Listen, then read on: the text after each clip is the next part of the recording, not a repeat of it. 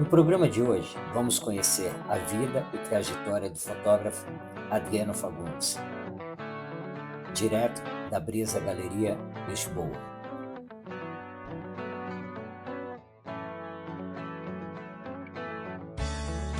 Ele usa a fotografia como forma de arte. Gostaria que vocês conhecessem Adriano Fagundes. Olá. Tudo bom, Adriano? Tudo ótimo. Bem-vindo ao canal. canal. Obrigado. Conta aí para mim, vamos do início. Sua trajetória dentro da fotografia, em que momento você partiu para isso? Eu sempre gostei de fotografia, desde os 15 anos, assim, 14, 15 anos, em Brasília, eu morava em Brasília. E por um motivo ou outro, comecei a fotografar meus amigos de bandas em Brasília, anos 80, né? Uhum. E eu acho muito também porque eu era o único que tinha uma câmera. E que eu tinha herdado do meu pai. Uhum. E eu comecei a fotografar isso, e isso já comecei a estudar muito. Sempre gostei muito de ler sobre técnicas, né, sobre a evolução da fotografia. E aí, quando cheguei aos 18 anos, eu fui morar em Nova York. E pensando, nessa época ainda, eu não sabia se ia para fotografia ou se ia para tocar bateria. Que eu fazia as duas coisas, né? Olha. Mas eu pensei, acho que a música vai estar sempre na minha vida. Eu sei muito menos de fotografia naquela época do que tocar bateria, então vou para fotografia. Uhum. E aí fui para Nova York, assim, na cara e na coragem, com a ajuda dos meus pais e tal. Mas eu nasci lá, então tenho um passaporte americano. Ah, certo. E chegando lá, comecei a fazer umas aulas na School of Visual Arts, em Nova York. Depois disso, ganhei uma pequena bolsa para trabalhar e fazer alguns cursos na própria escola. Uhum. E fui evoluindo, né? Você vai... Nova York é uma cidade incrível para você ter essas referências, né? Uhum. Você ir a museus e galerias e todo tipo de coisa que a cultura te dá ali em Nova York. Uhum. Comecei a realmente querer ir por esse lado da fotografia. Comecei a fazer assistência para muitos fotógrafos. Fiz assistência para mais de 30 fotógrafos lá em Nova York. Isso era anos 80? 90. 90. Uhum. Cheguei em Nova York em 1990. Olha. Aos 18 anos. Aí trabalhei uns trabalhos ainda assim meio, né, no restaurante e tal, até 1992. Falei, não, agora eu vou só fotografia. E desde então foi só fotografia.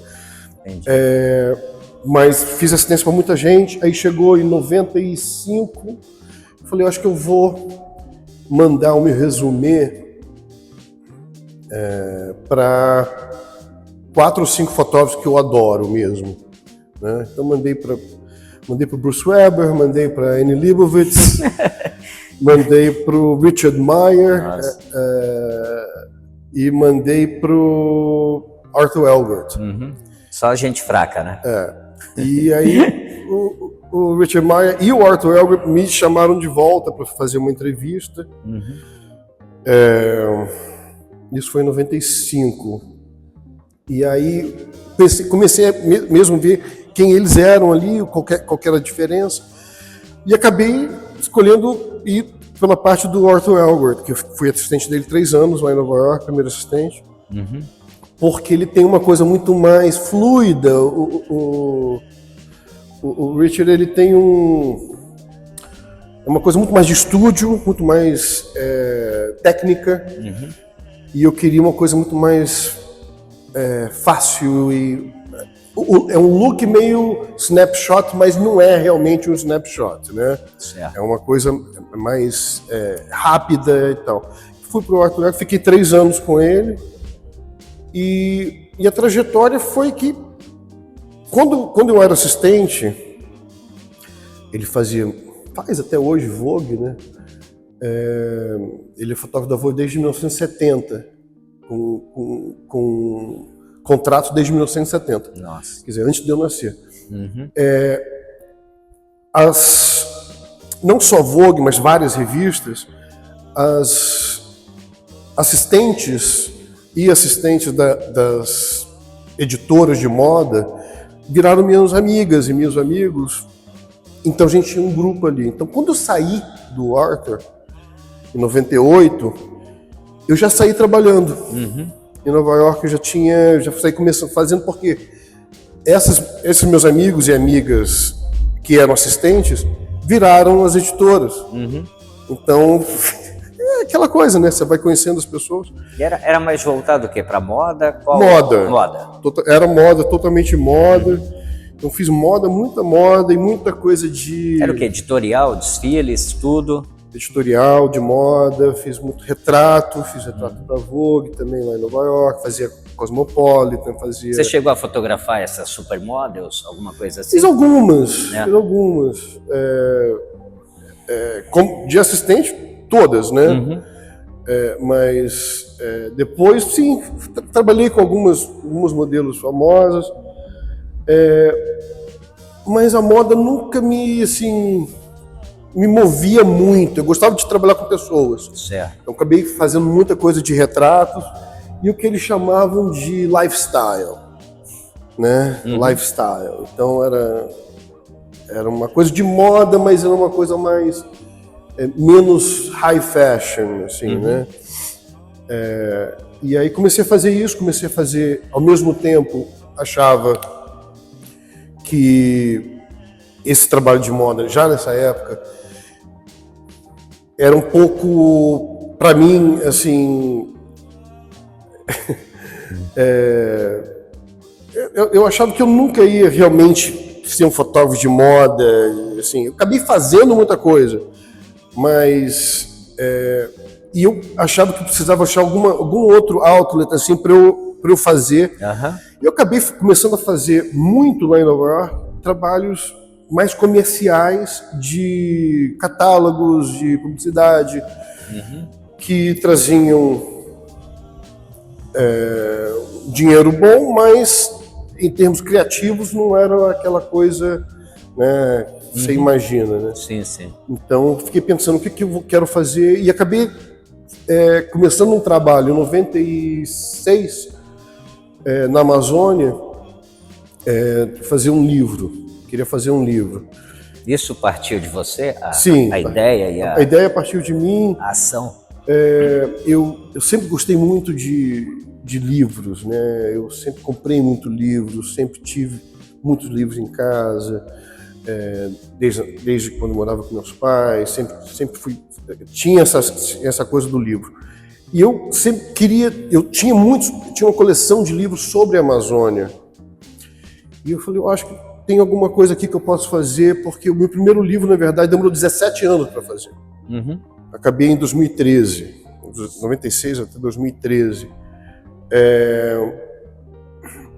Foi um livro que eu fiz que chama Dos Andes ao Atlântico, uma viagem pelo Rio Amazonas. Então eu fui fotografando as pessoas desde a nascente do Rio Amazonas, no Monte Misme, no Peru, até o Atlântico, até Ilha de Marajó. Isso foi o quê? Com a cara e a coragem, ou você tinha pessoas para te assessorar? Sempre tem que ter pessoas. Na verdade, sempre tem que ter alguém local ali, né, para você.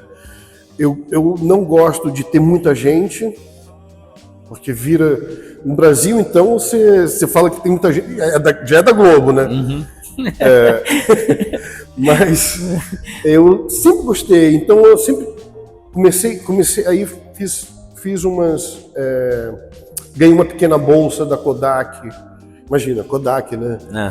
Nos anos 90 e da Canon, que na verdade... E era tudo filme, né? Filme. Tudo analógico. Eu fui fotografar digital muito tempo depois, né? E nisso você tinha que levar muitos filmes, né? Para essa viagem tão longa, né? Eram mais ou menos uns 400 rolos que é muito registro, né? E muito chato, né? Você tem que carregar aquilo tudo, né? Sim. Então mandava. E aí comecei a fazer isso, comecei a ir e voltar. Só que nessa época eu morava em Nova York ainda, né? Então ficou muito difícil, ficava mais difícil. E eu fiz 13 viagens à Amazônia. Eu fiz do começo ao fim, assim, praticamente 2 vezes e de Mas volta. tudo isso para esse livro? Nossa, 13 viagens? Nossa. E Quando você revelava os filmes? É quando você chegava em Nova York ou no Brasil ainda? não, revelava em Nova York. Devia dar uma O que é muito curiosidade, né? assim, né? Acho que eu tenho uma foto, mas não tenho certeza. E isso, na verdade, era até uma coisa interessante, legal de você saber que você... Como você faz as fotos, muitas vezes, para mim, eu vejo... Eu consigo saber se eu tenho ou não tenho. Sim. A coisa do momento, né? A coisa do Cartier-Bresson, do momento decisivo, né? Aquela coisa. E muitas vezes era isso, porque não eram... tinha muito retrato, fiz muitos retratos também na Amazônia, mas tinha muita coisa que era um momento... Estava passando e fazendo. E com o digital hoje é muito mais fácil, né? Você vê ali, tenta fazer de novo. Não ficou legal, apaga. Me conta uma coisa, para fazer essas fotografias indígenas, por exemplo, tinha que pedir uma permissão? Tem. Sempre. Isso o quê? Para pessoal ou para a própria tribo? Não, isso para a FUNAI, né? Para a FUNAI. A FUNAI que autoriza e aí você pode usar a imagem de qualquer indígena. Isso. É isso? Em termos de imagem, não. Mas em termos de você chegar na tribo, né? Você não consegue chegar na tribo sem autorização dele. Quer dizer, você consegue chegar... Mas uma vez fotografando, você consegue publicar sem problema? Sim. Sim, né? Sim. Legal.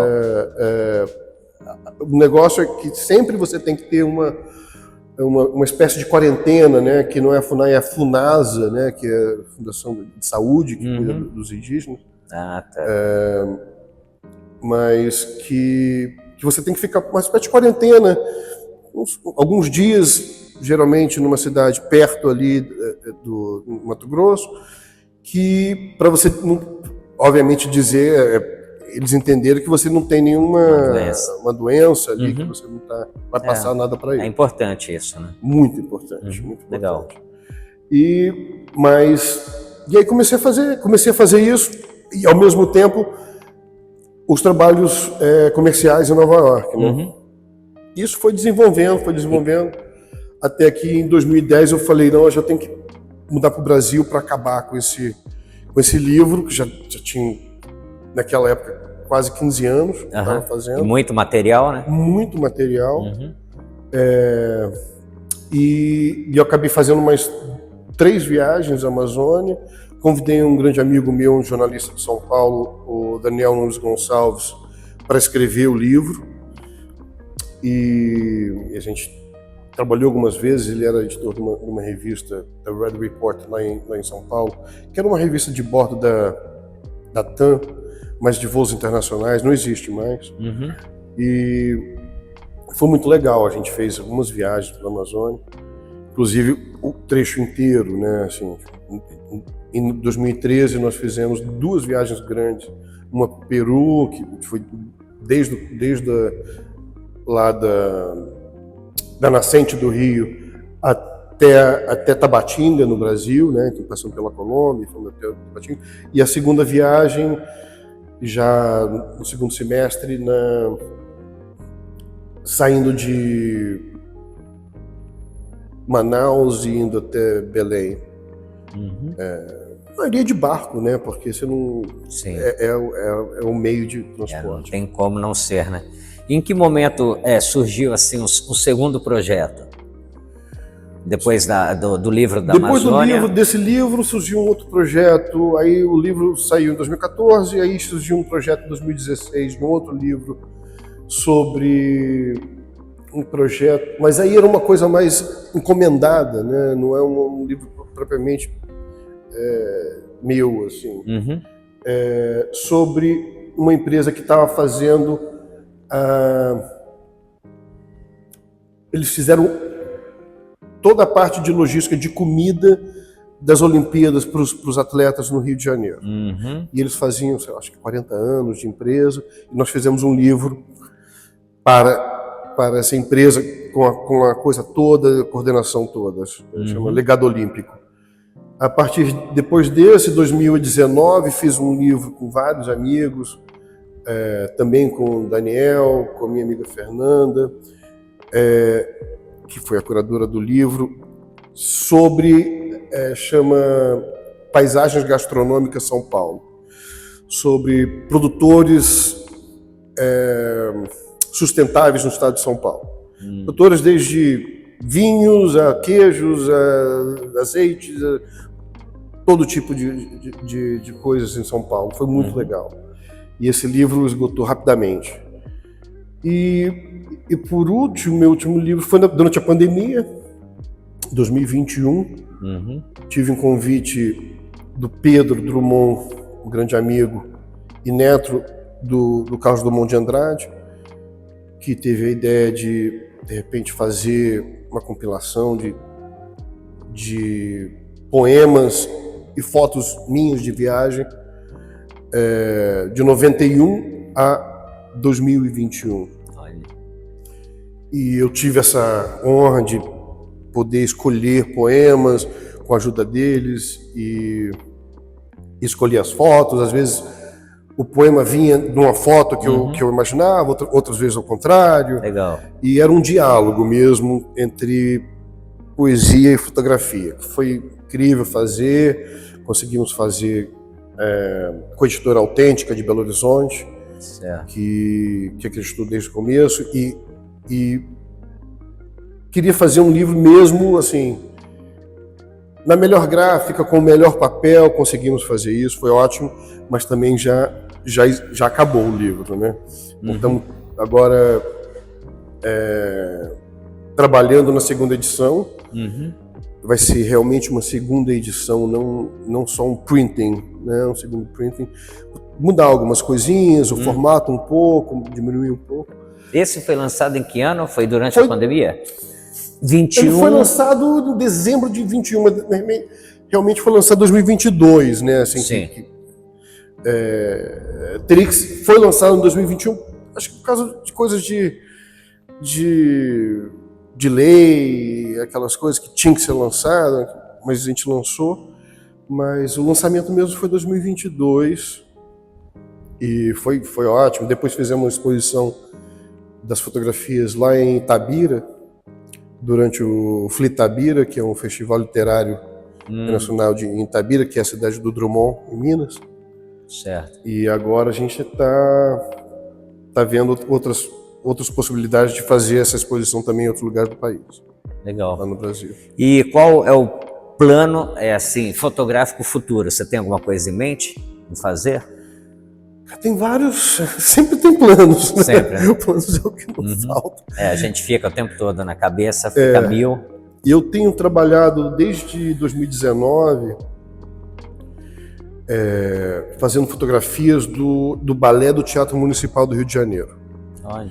E a gente tem agora já um projeto que a gente está botando na lei agora, para a gente fazer isso para o ano que vem, no final do ano que vem, lançar um livro de 90 anos do balé do Teatro Municipal.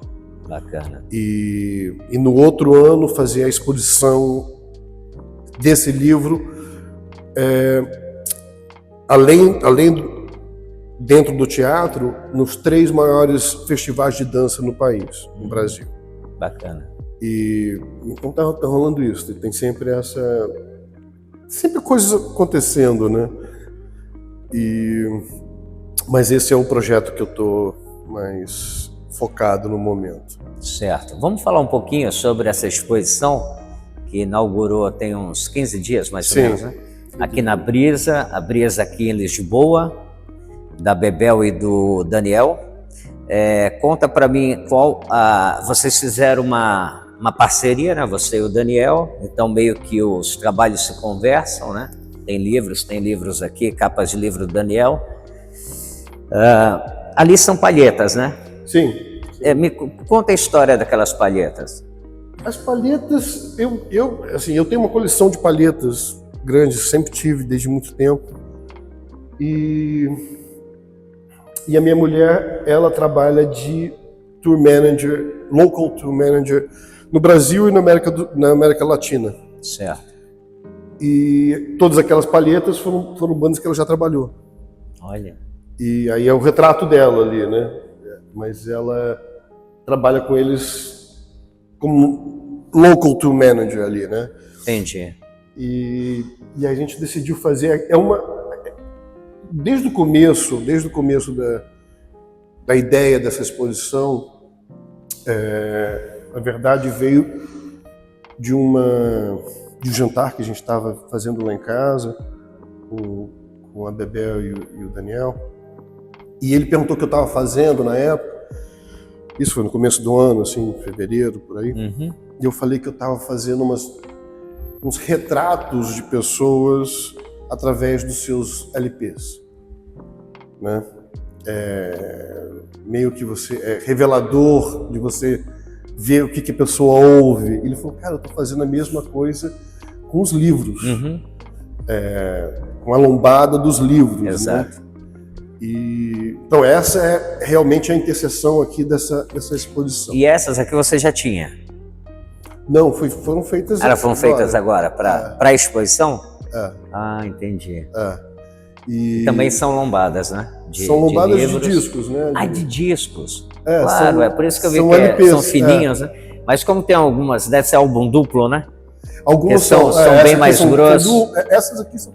E aqui são várias pessoas, né? Ali tem, a primeira é meu autorretrato, esse aqui é um amigo e... Autorretrato você diz no sentido do quê? Que é o que você gosta de ouvir? São os meus discos. Ah, tá. E aqui um amigo também que já é de uma outra geração, acho que ele tem 80 e poucos anos, português também. Aqui é de um artista, do Davi Fonseca, que é um artista português, que é amigo também. E aqui é o da Paola. Isso quando você fala isso, para as pessoas entenderem bem, você está falando com relação aos fotógrafos que fizeram as capas dos discos ou não? Eu estou entendendo errado. Quando você fala que aqui é seu autorretrato, né, com questão dos álbuns, foi você que fez as fotografias desses álbuns, não, né? Não. É a partir do entendimento que você consegue saber quem é a pessoa através do que ela ouve. Certo. Ou através do que ela lê. Uhum. Esse é o entendimento. Aqui são diferentes pessoas aqui. Entendi. Aqui a Paola Vecha, que ela é uma amiga nossa que é music curator, ela é booker de bandas internacionais. Então você vê, são os álbuns dela, que são os álbuns do Davi, ali são os álbuns do João. Bacana. Então esse é o entendimento. E tirar completamente da escala, né? Sim. Porque eu comecei a fazer menores e vi que ainda não era aquilo ainda, começaram a ficar maiores, Interessante. E acaba que vira um Pantone, assim, né? Sim. Conversa, né, com o trabalho, com as lombadas. Muito. E essa coisa, e a gente acabou que dentro da exposição também, a gente começou a falar de memórias afetivas e de memórias musicais. Tem uma fita cassete que é do Davi Fonseca, que é esse artista amigo nosso. Uhum. Aquele cassete ali? Ah, tá. E que é uma fita cassete de 1997. Olha. Que também todas as obras têm um QR Code que você vai e tem o que a gente está chamando de music portrait daquela pessoa. Então Se você acessa o QR Code, o que acontece? Você vai para o Spotify para um playlist daquela pessoa. Nossa, cada bacana. Um tem um. A Bebel me explicou isso no dia da abertura aqui do coquetel, da inauguração de vocês. Aí ela falou, aqui tem um QR Code assim e tal, só que como estava muito cheio, né, e aquela coisa de você ficar falando com todo mundo, acabou que eu eu nem entendi direito qual era a proposta. Sim. Eu achei que seria o QR Code para você saber só sobre a obra, por exemplo, sobre a foto ali, o trabalho do cassete e tal. A da cassete, por exemplo, são as músicas que tem dentro da cassete. Nossa. São as músicas que estão na cassete. Bacana. Tem uma obra do Daniel que chama Jazz, que é essa obra linda aqui, E aí a gente fez uma playlist só de jazz para ouvir. Tem uma obra que ele fez a partir de uma foto que ele fez no começo dos anos 90 ou 1990, e ele fez uma pintura em cima que é um pôster dos Beatles, e a gente fez aí ele fez uma playlist com música dos Beatles não tocadas pelos Beatles, né? Tá. E, enfim, são playlists de cada pessoa, né? Mas começou daí. Qual é seu artista favorito? Número 1, assim. Você mais ouve, que você mais gosta, que representa muito para você? Um só. De música? Música. De música? Música. Acho que Miles Davis. Esse seria o teu número 1. É? Acho que sim. Uhum. Ele passou por tantas fases também, e ele estava sempre na frente do que as pessoas esperavam dele, né? Ele fez umas coisas anos 50, 60, 70, até os anos 80. Eu fotografei o último show dele em Nova York. Olha. Você foi na exposição dele, que foi montada no CCBB? Não. No Rio de Janeiro? Não. Me conta uma coisa, você tem algum ídolo, alguma inspiração dentro da fotografia? Vários. Vários. Dá alguns nomes. Vários. Sebastião Salgado? Sebastião Salgado, com certeza. E uma vez eu encontrei com ele dentro de um voo lá na Amazônia. Olha. Estava indo de Manaus para Belém, num voo. E ele estava sentado do meu lado, assim, do outro lado do corredor. Uhum. E aí você conversou com começamos a conversar, só que eu não reconheci ele. Ah, sério? Ele, nessa época, era uma época que ele usava bigode. E ele tinha acabado de raspar o bigode e raspar a cabeça. Nossa, aí não dá, né? Não, e ele começou a falar, eu tava mexendo nos contatos. Ele falou: você é fotógrafo? Eu falei: sou. Eu falei: eu também sou. Aí, papo vai, papo vem. Qual é o seu nome? Sebastião. Eu falei: Sebastião Salgado. E aí foi assim, deu aquela... Fiquei todo arrepiado. Imagino, né? E pena que já era quase no final do voo. Mas ele, o Richard Avedon, que eu também conheci lá em Nova York. Maravilhoso. Cartier-Bresson, Lartigue.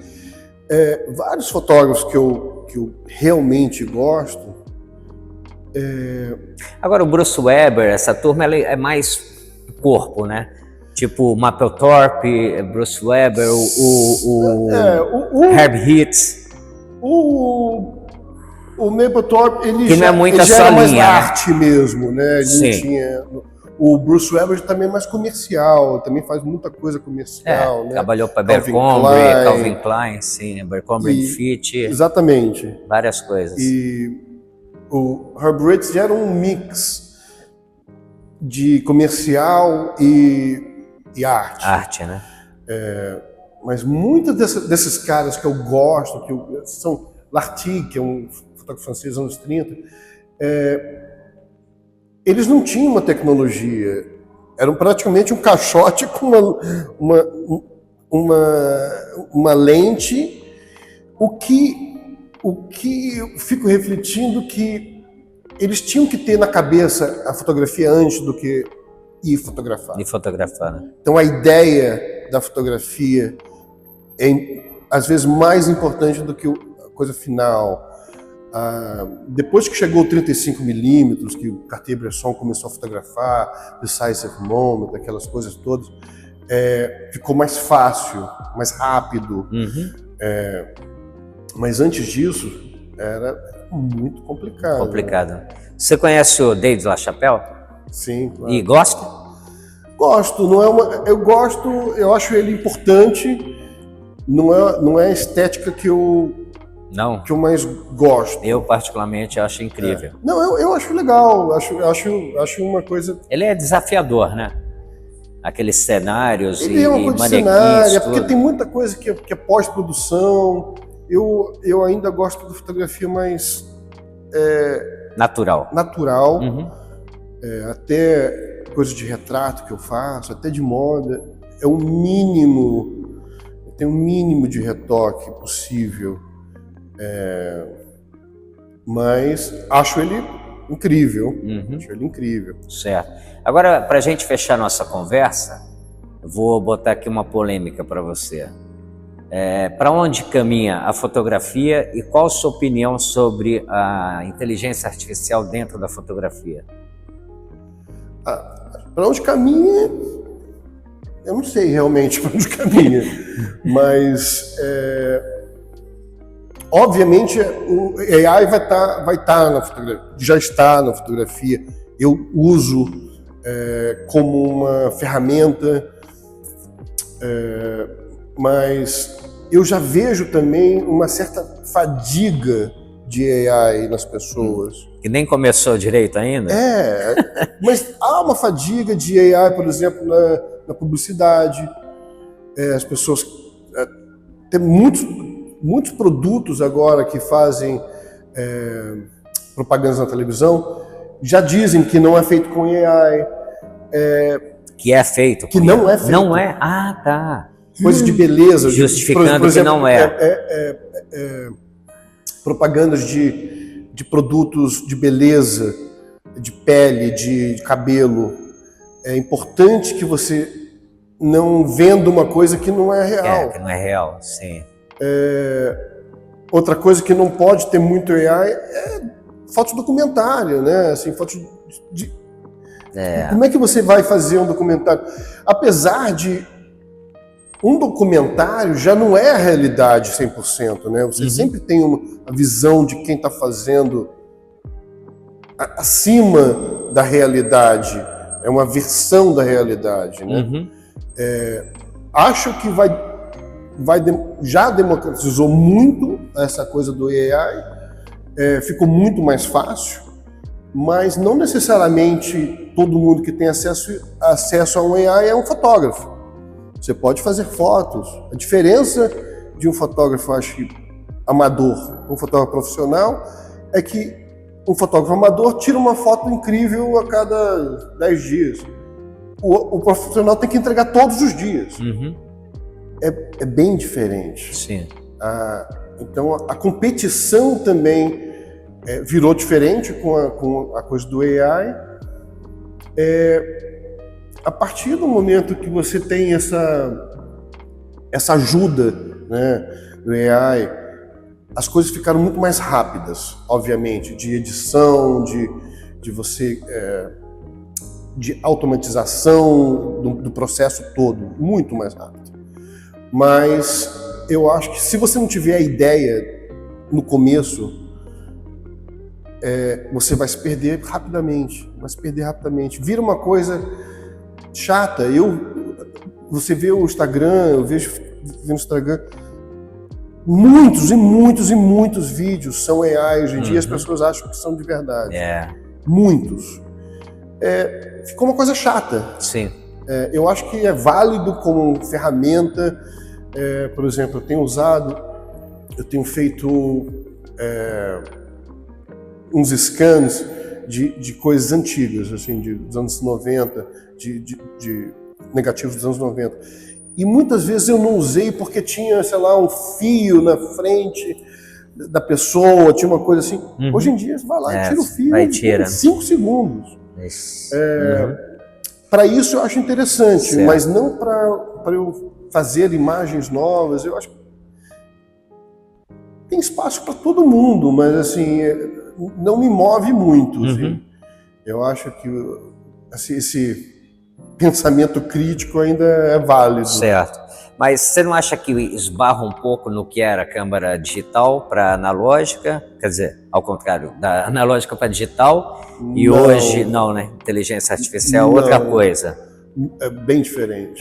É bem diferente. Você não ali é só uma mídia que muda, né? Do analógico para o digital.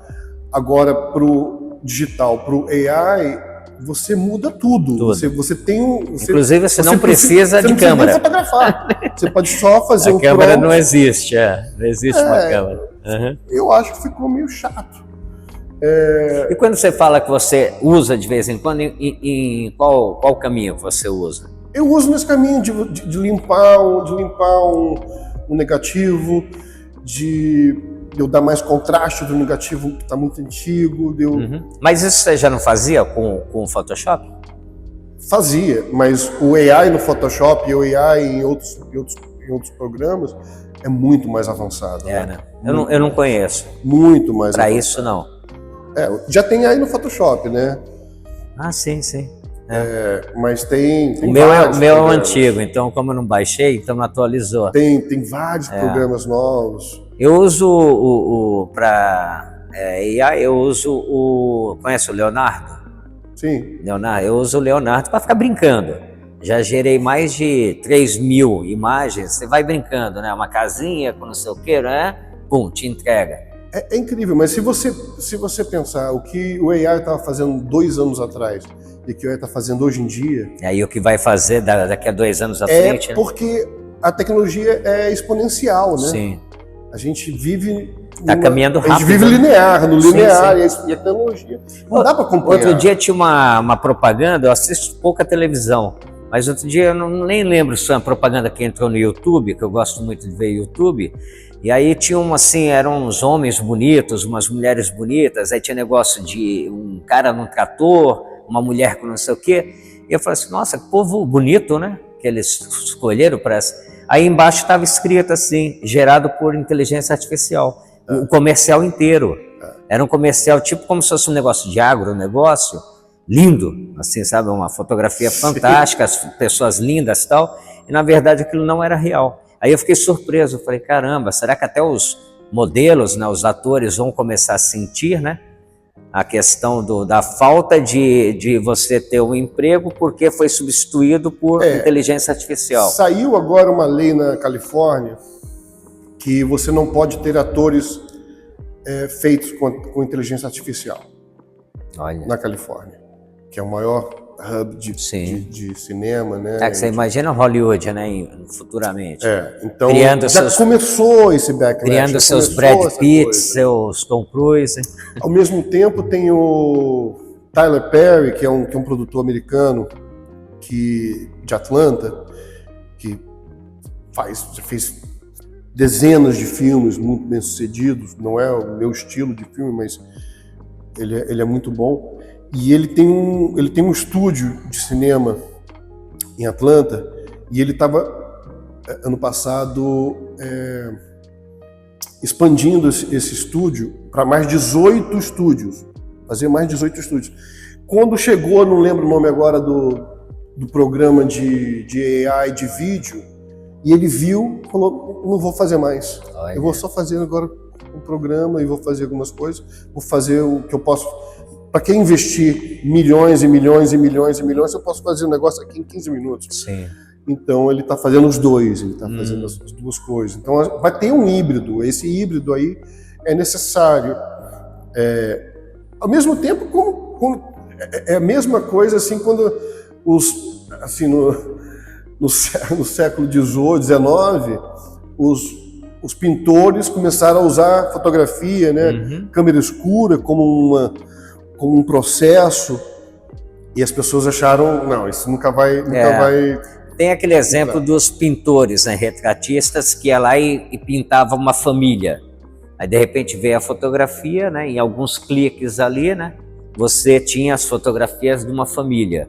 Quer dizer, um trabalho muito mais barato, né, muito mais rápido, né, e um resultado muito bom.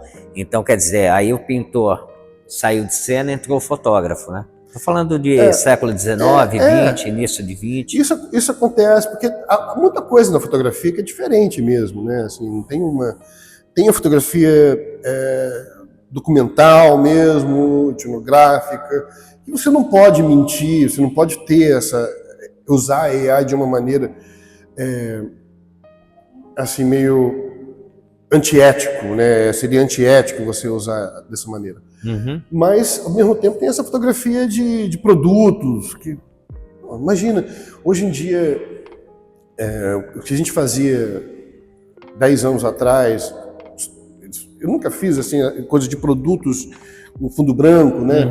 Hoje em dia tudo é AI. Não tem nem estúdio para fazer celular, isso. Né? Muda o fundo. Muda o fundo, mas é rápido. Sim. É muito rápido. Tem essa coisa da ética, eu acho, um pouco que você tem que entender ser ou não ser ético. Por exemplo, que ano passado eu estava vendo uma palestra aqui na Gulbenkian sobre a ética no AI. Olha. E o que eles estavam falando por exemplo, a Microsoft já não... Eles tinham um programa de procurar se era ou não AI. E eles já desistiram disso. Olha. E eles estão propondo agora simplesmente você ter uma marca d'água, como se fosse um selo feito em AI ou real, né? real. Eu acho que é melhor você ter essa marca d'água como se fosse uma metadata. E ser obrigatório a pessoa colocar, né? Exatamente. No caso de ser AI. Senão você não consegue upload. Sim. Acho que estão mudando, já mudaram para isso. Que eles não conseguiam mais entender assim, isso um ano atrás. Já mudou muito. Muito. Né? Mas eu gosto, mas eu ainda gosto mais ainda de ver foto, sim, né? Sim. Ter essa coisa real ainda. Então é isso, pessoal. Espero que vocês tenham gostado do Adriano.